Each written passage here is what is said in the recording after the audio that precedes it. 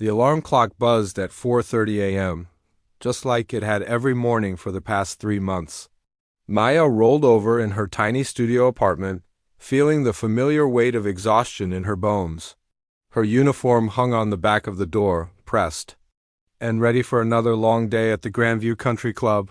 She had exactly 45 minutes to get ready, catch 2 buses, and arrive at work before the morning shift started. As she brushed her teeth, Maya caught her reflection in the cracked bathroom mirror. Dark circles under her eyes told the story of too many double shifts and not enough sleep. Her hands, once soft and carefully maintained for piano performance, now bore small cuts from handling dishes and serving trays. These were the same hands that had once glided across piano keys with such grace that her professors called her a natural talent. The bus ride to work took her through 2 different worlds. First, through her neighborhood where corner stores had security glass and people hurried to catch early morning buses to jobs across the city. Then, as the bus wound its way up the hill toward the country club, the scenery changed dramatically. Manicured lawns stretched for acres, and mansion after mansion lined the tree-covered streets. This was where her clients lived, the people she would serve lunch to while they discussed their vacation homes and charity events. Maya had been working at Grandview Country Club for 3 months now, ever since her mother's cancer diagnosis had turned their world upside down. Before that, she had been a music student at one of the country's top conservatories, studying piano performance with dreams of becoming a concert pianist. Her days were filled with practice sessions, master classes, and performances. Music was not just her passion. It was her identity, her future, her everything, but life has a way of changing course when you least expect it. The medical bills started small at first, a few $100s here and there for doctor visits and tests. Then came the diagnosis, and suddenly they were looking at treatments that cost more than most people make in a year. Her mother's insurance covered some of it, but not nearly enough. The specialist treatments, the experimental medications, the travel to different hospitals, it all added up to a mountain of debt that seemed impossible to climb. Maya had tried to continue her studies while working part-time jobs, but it became clear that part-time wasn't enough. She needed steady income, health insurance, and enough money to help her mother with the mounting medical expenses. The decision to leave school was the hardest thing she had ever done. Her professors pleaded with her to stay, offering to help find scholarships and grants. But Maya knew she couldn't focus on her studies when her mother needed her. The country club job wasn't glamorous, but it paid well compared to other service jobs. The wealthy members were generally polite, if distant, and the tips were decent.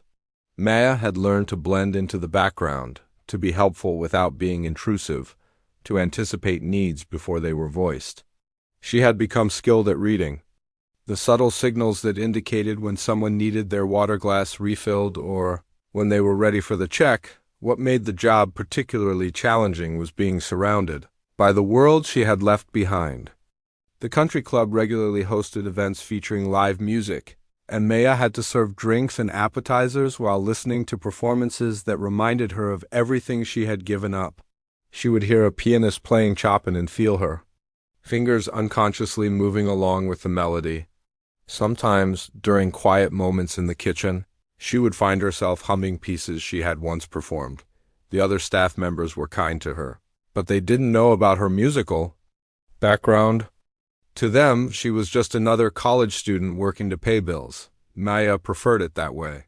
It was easier than explaining why someone with her education and talent was serving tables instead of performing on stage.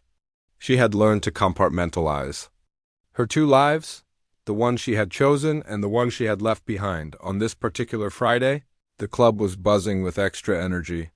The annual charity gala was scheduled for that evening, and the entire staff had been working for weeks to prepare. This wasn't just any event, it was the social highlight of the season, attended by the city's most influential people. Business leaders, politicians, celebrities, and philanthropists would all be there, dressed in their finest clothes and ready to bid on auction items that cost more than most people's annual salaries. Maya had been assigned to work the evening shift, which meant she would be serving during the actual gala. The pay was better for evening events, and she needed every extra dollar she could get.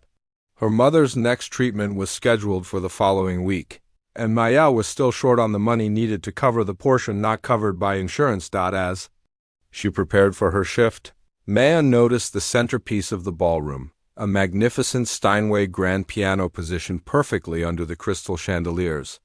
The instrument was beautiful, its black surface polished to a mirror shine, and Maya felt a familiar pang of longing in her chest. She had played on similar pianos during her conservatory days, and she remembered the feeling of sitting at the bench, fingers poised over the keys, ready to bring music to life. The event coordinator was running around with a clipboard, checking and double-checking every detail. The flowers had to be perfect, the lighting just right, the champagne properly chilled.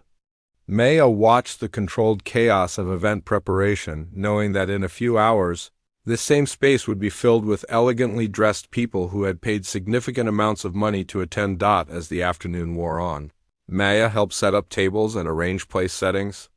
The auction items were displayed around the room, vacation packages to exotic destinations, original artwork, jewelry that sparkled under the lights.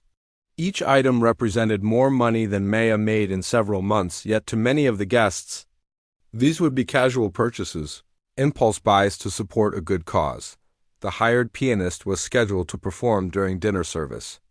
Maya had seen his name in the program, a well-known classical performer who regularly played with the city's symphony orchestra. She tried not to think about how different her life might have been if circumstances had been different. Instead, she focused on the tasks at hand, making sure everything was ready for the evening's event. As the sun began to set, the first guests started arriving. Maya watched from the kitchen window as expensive cars pulled up to the entrance. Women in designer gowns stepped out carefully, their jewelry catching the light from the entrance chandeliers. Men in perfectly tailored tuxedos offered their arms and escorted their companions into the building. This was a world of privilege and wealth, and Maya was there to serve it, to make sure these important people had everything they needed for their evening of entertainment and philanthropy. The irony wasn't lost on her that she was working at a charity event while struggling to pay for her own family's medical needs. But Maya had learned not to dwell on such thoughts. She had a job to do, bills to pay, and a mother who was counting on her. The music in her heart would have to wait. The ballroom was buzzing with excitement as guests began taking their seats for dinner. Maya moved between tables with practiced efficiency, filling water glasses and ensuring each place setting was perfect. The charity auction had been a huge success, with items selling for amounts that made her head spin. She had just watched a weekend getaway package sell for $15,000, more money than she made in an entire year. The evening's program was carefully orchestrated, down to the minute. Cocktails had been served, the silent auction items displayed, and now dinner service was about to begin. According to the schedule, the pianist would start playing in 20 minutes, providing elegant background music while guests enjoyed their meal. Maya had caught glimpses of him earlier, a distinguished gentleman in his 50s with silver hair and an expensive tuxedo, tuning the piano and running through scales. As Maya carried a tray of appetizers to table 12, she noticed Mr. Rodriguez, the club's event manager, pacing nervously near the kitchen entrance. He kept checking his phone and glancing toward the piano area with an expression of growing concern. Maya had worked enough events to recognize the signs of something going wrong behind the scenes. She was clearing empty champagne glasses when she heard Mr. Rodriguez's phone ring. The conversation was brief but intense, and Maya watched his face turn pale as he listened to whoever was on the other end. He hung up and immediately started making frantic calls, his voice becoming more strained with each conversation. "What? Do you mean nobody's available?" she heard him say into the phone. "This is the charity gala. We have 300 people here who paid $500 each, partly for the musical entertainment." Maya's curiosity got the better of her, and she lingered near the service station, pretending to organize napkins while listening to the increasingly desperate phone calls. From what she could piece together, something had happened to the pianist. Mr. Rodriguez was calling every musician he knew, trying to find a last-minute replacement. The kitchen staff had also begun to notice the commotion. Chef Williams stepped out of the kitchen, wiping his hands on his apron. "What's going on out there?" he asked one of the other servers. "I think something happened to the piano player," replied Jessica, who had been working at the club longer than Maya. "Mr. Rodriguez looks like he's about to have a heart attack." Maya felt a knot forming in her stomach. She knew exactly what was happening, even before she heard the full story. The pianist was unable to perform, and there was no backup plan. In the world of high-end events, this was a disaster. These weren't just any guests, they were the city's most influential people, donors who expected perfection for their money. As she watched Mr. Rodriguez make call after call, Maya felt her heart racing. She knew she could help, but the thought terrified her. It had been months since she had played seriously, and the idea of performing in front of this crowd was overwhelming. These were the same people whose tables she had been serving all evening, who saw her as just another member of the staff. The dinner service had begun, and guests were chatting and laughing, unaware of the crisis unfolding behind the scenes. Maya served the first course, a delicate seafood appetizer that probably cost more than her daily wages. The guests at her assigned tables were discussing their recent vacations to Europe and their plans for the summer season. They were kind enough to her, but it was clear they barely registered her presence. At table 6, Mrs. Chen was telling the others about her daughter's upcoming wedding, which would cost more than Maya's mother's entire medical treatment. At table 8, a group of business executives were discussing their latest real estate investments, casually mentioning million-dollar properties as if they were talking about grocery shopping. Maya tried to focus on her work, but she couldn't stop thinking about the situation with the pianist. She had overheard Mr. Rodriguez's latest phone call, and it sounded like he had exhausted all his options. The symphony orchestra members were all busy with their own performance that evening. The conservatory's faculty was either unavailable or too far away to make it in time. Private piano teachers were being called, but none of them were available on such short notice. As she refilled wine glasses at table 4, Maya heard one of the guests ask, "When will the music start?" "I was looking forward to hearing some classical pieces during dinner." Maya's hands trembled slightly as she poured the wine. She knew that in just a few minutes, Mr. Rodriguez would have to make an announcement that would disappoint everyone in the room. The charity gala, which had been planned for months, would be remembered for what went wrong rather than what went right. The second course was being served when Maya noticed Mr. Rodriguez talking to Chef Williams near the kitchen entrance.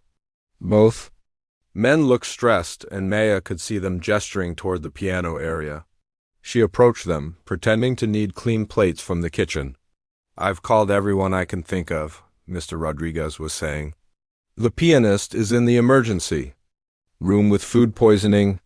He's been throwing up for hours and can barely stand, let alone perform."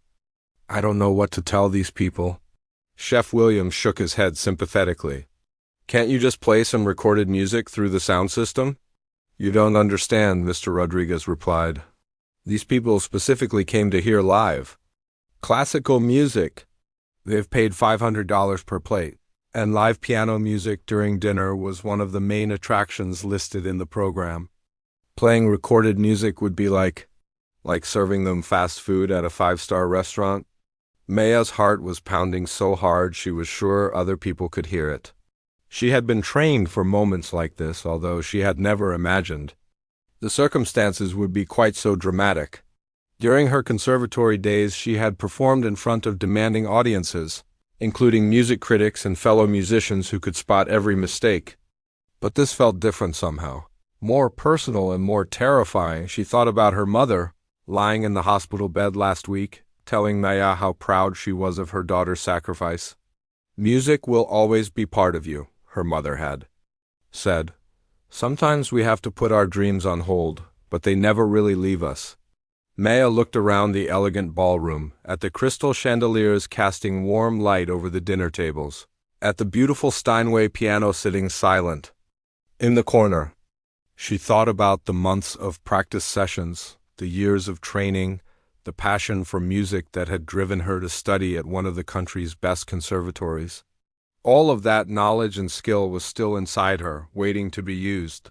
The internal struggle felt like it lasted forever, but in reality it was probably only a few seconds. Maya took a deep breath and made a decision that would change everything. She walked over to where Mr. Rodriguez was standing, her hands shaking but her voice steady. "Excuse me, Mr. Rodriguez," she said quietly. "I might be able to help with the piano situation." He looked at her with confusion, clearly not understanding what a waitress could possibly do about their musical emergency. But Maya had already crossed the line from observer to participant, and there was no going back now. Mr. Rodriguez stared at Maya with a mixture of confusion and desperation. His tie was slightly loose, and beads of sweat had formed on his forehead despite the air conditioning. He had been managing events at the country club for 15 years, and nothing like this had ever happened before. "Help with the piano?" he repeated, his voice strained. "Maya, I appreciate the offer, but I need a professional pianist. Someone who can play classical music for 3 hours straight without missing a beat. These people—" He gestured toward the dining room. "They'll notice if something's not right." Maya's mouth felt dry, but she forced herself to continue. No, this sounds crazy, but I used to study piano. I really studied it. I was at the Manhattan Conservatory for 3 years before I had to leave." Mr. Rodriguez's expression shifted from confusion to skepticism. He looked at her uniform, then back at her face. "You're telling me you can play classical piano? Like, professionally?" "Yes," Maya said, her voice barely above a whisper. "I can play everything that was on tonight's program. Chopin, Liszt, Debussy, Rachmaninoff, I know all of it." The skepticism in his eyes deepened. Maya understood why. She was wearing a server's uniform, her hair pulled back in a simple ponytail, her hands showing the small cuts and calluses from months of carrying trays and washing dishes. She looked nothing like the polished, elegant pianists who usually performed at these events. "Maya, listen," Mr. Rodriguez said, his voice gentler now. "I know you're trying to help, but this isn't like playing piano at a coffee shop. These people have heard the world's best musicians. They know what professional playing sounds like. If you make mistakes, if you can't handle the pressure, it'll be a disaster." Maya felt her confidence wavering. Maybe he was right. Maybe she was being foolish to think she could step into this situation. It had been months since she had played seriously, and even longer since she had performed in front of an audience. Her fingers hadn't touched piano. Keys in weeks, but then she thought about her mother's words from their last phone conversation. "You have a gift, Maya. Gifts like that don't just disappear because life gets hard." Her mother had been weak that day, exhausted from her latest treatment, but her voice had been filled with certainty. "I understand your concern," Maya said, finding her voice again. "But I'm not asking you to announce me as some famous pianist. I'm just asking for a chance to help. The alternative is no music at all, right?" Mr. Rodriguez glanced toward the dining room where guests were finishing their second course. According to the schedule, the pianist should have started playing 10 minutes ago. He pulled out his phone and checked it one more time, hoping for a miracle call from someone who could save the evening. "Look," Maya continued, "give me 2 minutes. At the piano, let me play something for you. If I can't do it, if I'm not good enough, then we'll figure out another solution. But if I can play well enough to get us through tonight, wouldn't that be better than nothing?" The internal struggle was visible on Mr. Rodriguez's face.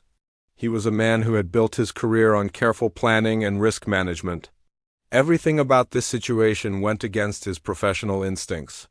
But he was also practical enough to know that his options were running out. Chef Williams, who had been listening to the conversation, stepped forward. "What have we got to lose at this point? The guests are already starting to ask about the music."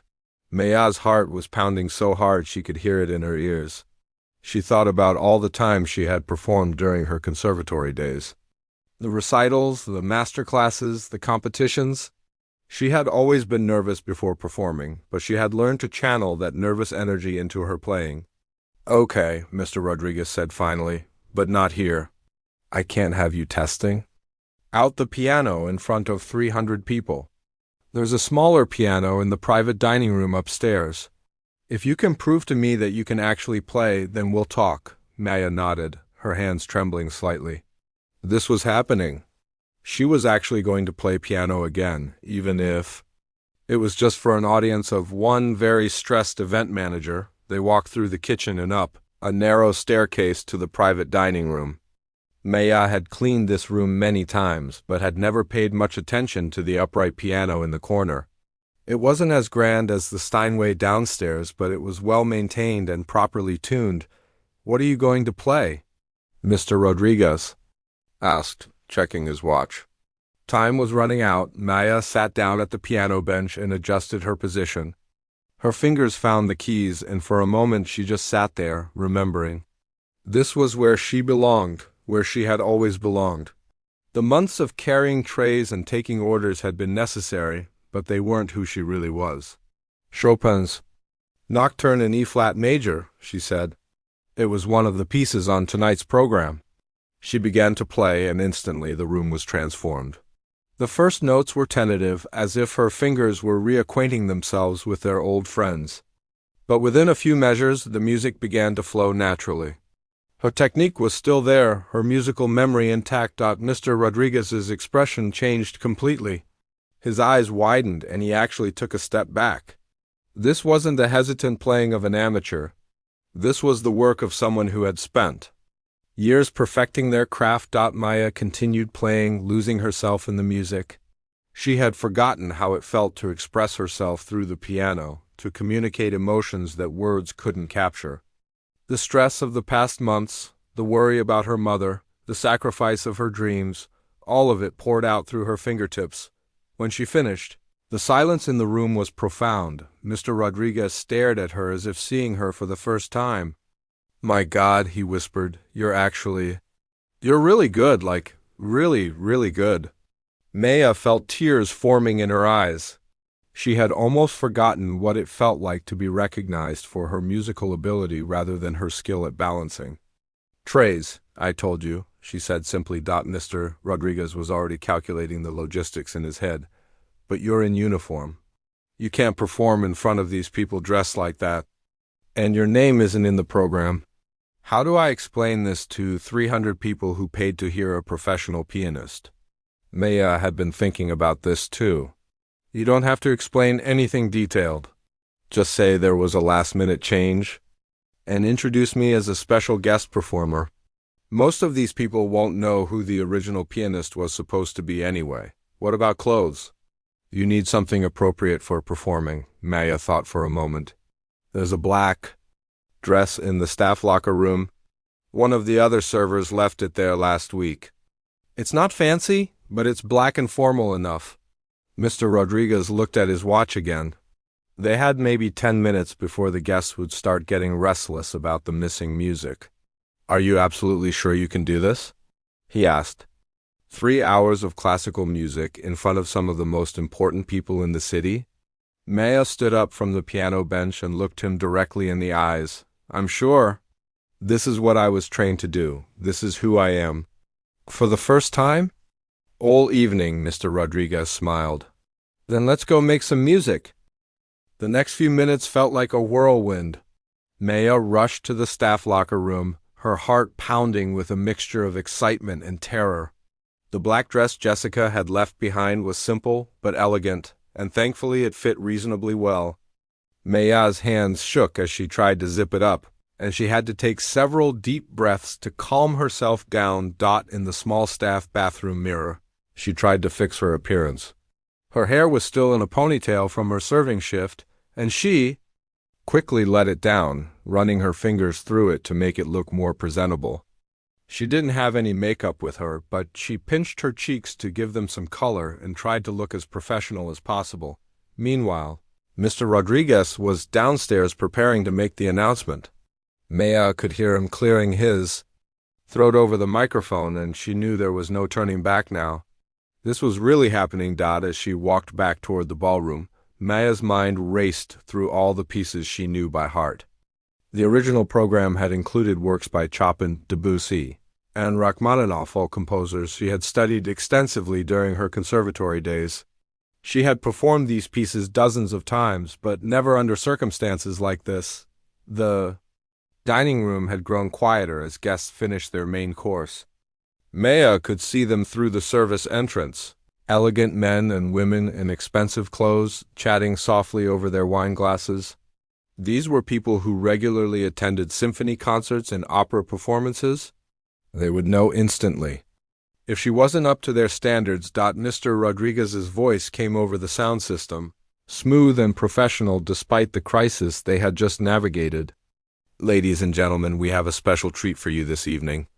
Due to a last-minute change in our program, we're delighted to present a very talented young pianist who will be providing your musical entertainment tonight. Maya felt a surge of panic. He was really doing it. He was really going to let her perform. She thought about all the times she had dreamed of playing for an audience like this, but in her dreams she had always been properly introduced, with her credentials and achievements announced. Tonight she would be stepping onto that stage as a complete unknown.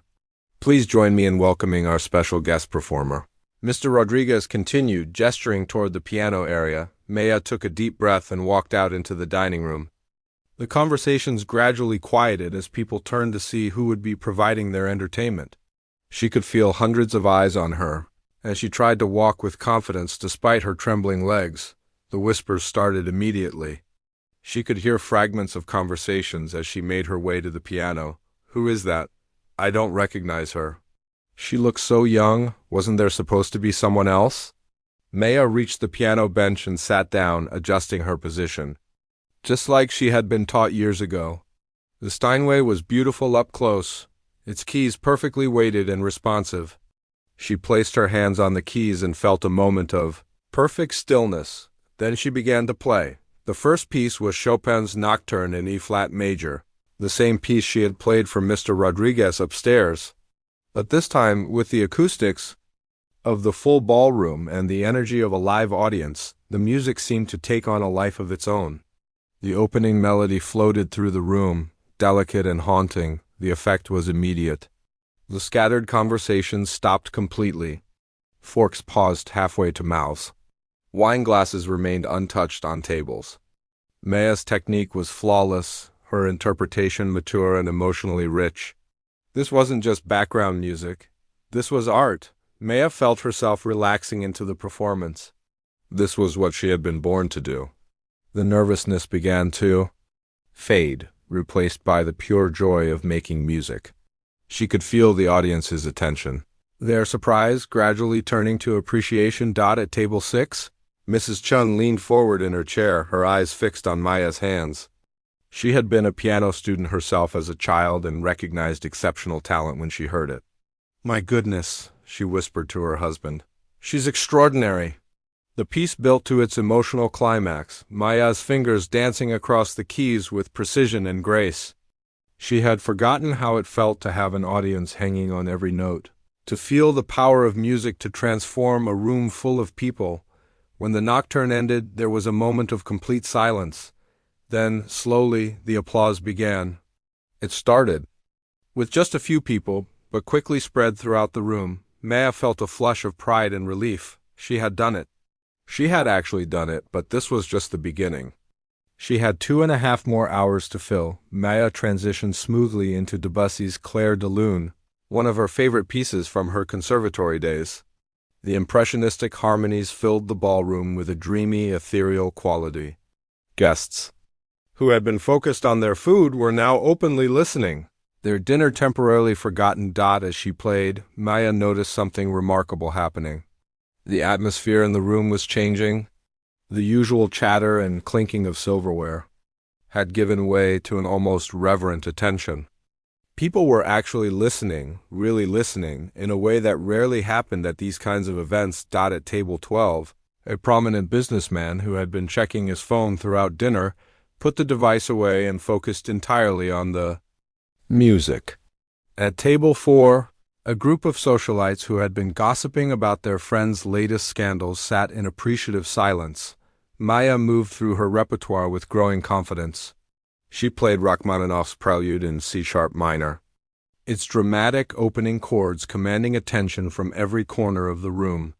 She followed it with a delicate batch invention, showcasing her technical precision and classical training. With each piece, Maya felt more like herself, not the tired waitress who had been serving these people all evening, but the passionate musician she had always been. Her posture straightened, her movements became more fluid, and her musical expression deepened. The guests began to take notice of more than just her playing.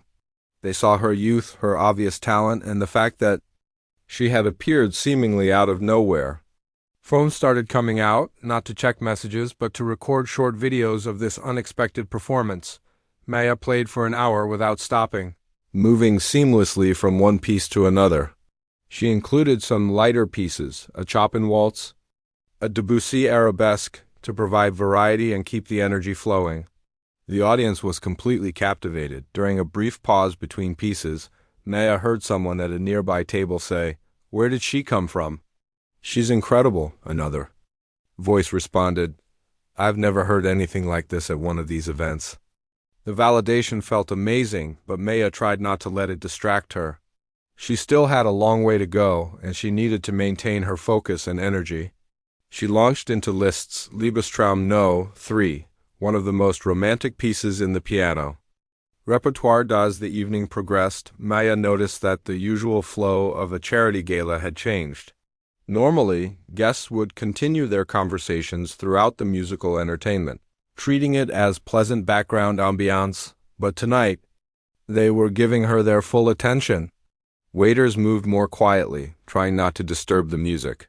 Even the kitchen staff had gathered near the service entrance to listen. Maya had found her rhythm, her confidence growing with each piece. She was no longer the nervous waitress who had approached Mr. Rodriguez just hours earlier. She was a performer, a musician, an artist sharing her gift with an appreciative audience. The transformation was complete, and there was still more magic to come. As the evening reached its final hour, Maya decided to end with something truly special. She had been playing for over 2 hours, and the audience was completely under her spell. The usual post-dinner restlessness that typically happened at these events was nowhere to be seen. Instead, 300 of the city's most important people sat in rapt attention, waiting to hear what she would play next. Maya's fingers were tired, but her spirit was soaring. She had found her way back to herself through the music, and she wasn't ready for it to end. For her closing piece, she chose Rachmaninoff's Piano Concerto No. 2, adapted for solo piano. It was one of the most emotionally powerful pieces in the classical repertoire, and she had always connected deeply with its themes of struggle and triumph. The opening notes were soft and introspective, almost like a whisper. Maya poured everything into those first phrases, all the pain of leaving school, all the worry about her mother's illness, all the months of feeling like she had lost herself. The music became her voice, saying everything she couldn't put into words. At table 8, Dr. Patricia Williams, the city's leading arts philanthropist, leaned forward in her chair. She had been attending classical concerts for 40 years and had heard this piece performed by some of the world's greatest pianists. But there was something different about this performance, something raw and honest that she had rarely experienced. As Maya moved into the more dramatic sections of the concerto, her technique blazed with intensity. The difficult passages that had challenged her during her conservatory days now flowed effortlessly under her fingers.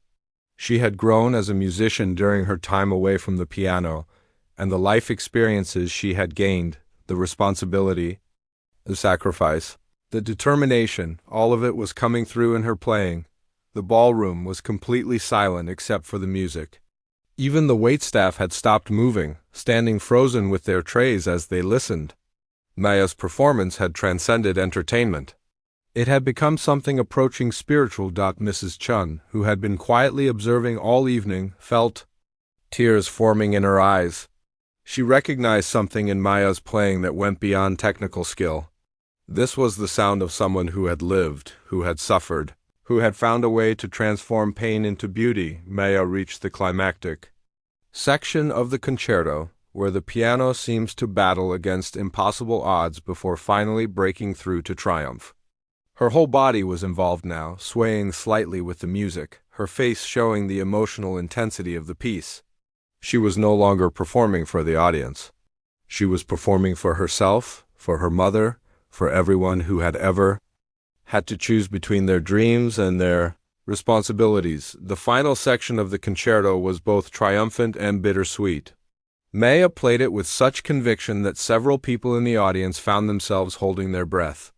When she struck the final chord, the sound seemed to hang in the air for an eternal moment. Then came the silence. It stretched on, as if the entire room was afraid to break the spell. Maya sat at the piano bench, her hands still on the keys, hardly believing what had just happened. She had done it. She had actually done it. The applause began slowly, with just one person clapping. Then another joined in, and another. Within seconds, the entire ballroom erupted in thunderous applause. But this wasn't the polite, obligatory clapping that usually followed dinner entertainment. This was the kind of applause reserved for truly exceptional performances. People began standing up, one by one, until the entire room was on its feet. Maya stood up from the piano bench, overwhelmed by the response. She had never experienced anything like this during her conservatory days. The standing ovation continued for what felt like forever, and Maya felt tears streaming down her face. As the applause finally began to die down, Maya noticed Dr. Williams making her way toward the piano. She was an elegant woman in her 60s, with silver hair and kind eyes. Maya recognized her from the society pages. She was one of the city's most prominent supporters of the arts. "My dear," Dr. Williams said, taking Maya's hands in hers, "that was extraordinary. I've been attending concerts for decades, and I've rarely heard anything so moving. You have a remarkable gift." Maya was speechless. She had served Dr. Williams appetizers earlier in the evening, and now this distinguished woman was treating her as an equal, as an artist worthy of respect and admiration. "Thank you," Maya managed to say. "That means everything to me." Dr. Williams studied Maya's face carefully. "Tell me, where did you train? I don't recognize you from the local music scene." Maya hesitated, suddenly aware of how her story might sound. "I was at the Manhattan Conservatory for 3 years. I had to leave because of family circumstances." "And now you're working here at the club?" "Yes, ma'am. I've been a server here for 3 months." Dr. Williams looked shocked. "You've, been serving tables with talent like that?" Before Maya could answer, other guests began approaching. Word was spreading through the room about the mysterious pianist who had appeared out of nowhere. People wanted to know who she was, where she had come from, and why they had never heard of her before. Mr. Rodriguez appeared at Maya's side, beaming with pride and relief. The event that had nearly been a disaster had turned into one of the most memorable galas in the club's history. "Maya, I don't know how to thank you," he said. "You saved the entire evening." But Dr. Williams wasn't finished. She pulled Maya aside, away from the growing crowd of admirers. "I want you to know that I sit on the board of the symphony orchestra, and I'm also involved with several music scholarship programs. What you did tonight was special, and I don't want to see talent like yours go to waste." Maya felt her heart racing. "I'm not sure I understand." "I want to help you get back to school," Dr. Williams said firmly. "Whatever the circumstances were that forced you to leave, we can work around them. There are scholarships available, and I have connections at conservatories around the country." Maya's legs felt weak. "I can't afford to go back to school. My mother is sick, and I need to work to help pay for her medical bills." Dr. Williams nodded understandingly. "What if I told you that could be taken care of? There are charitable funds specifically designed to help talented musicians in difficult circumstances. Would you be interested in discussing this further?" Maya could barely believe what she was hearing. After months of feeling like her dreams were dead and buried, suddenly they were being offered back to her over the next hour as the gala wound down. Maya found herself surrounded by people who wanted to help. Dr. Williams introduced her to other arts patrons, music teachers, and even a representative from a major record label who had been attending the event. Business cards were pressed into her hands and promises of support were made. The transformation was complete. Maya had walked into the ballroom that evening as an invisible server, someone whose only value was her ability to carry trays and refill glasses. She was leaving as a recognized artist with opportunities and possibilities, spreading out before her like a red carpet dot as she changed back into her regular clothes later that night. Maya thought about calling her mother to tell her what had happened, but she decided to wait until morning when she could explain everything properly. Tonight had been about more than just music. It had been about remembering who she really was and reclaiming the dreams she thought she had lost forever. The girl who had been afraid to speak up just hours earlier had found her voice, and the world had listened.